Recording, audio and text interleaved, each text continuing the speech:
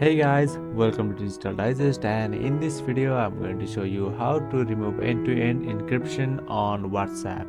So before we get started, make sure you have downloaded the latest version of WhatsApp and updated it through your Play Store. Alright, so once you have ticked off all that boxes, let's get started with the video.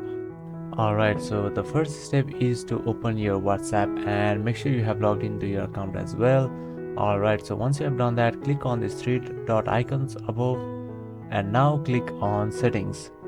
Alright, so once you have done that, just click on chats and over here you can see the various options. All you have to do is click on chat backup.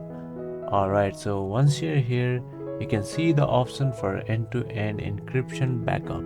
So yeah, so this is the option that we are talking about. So what you have to do is turn off this end-to-end encryption option.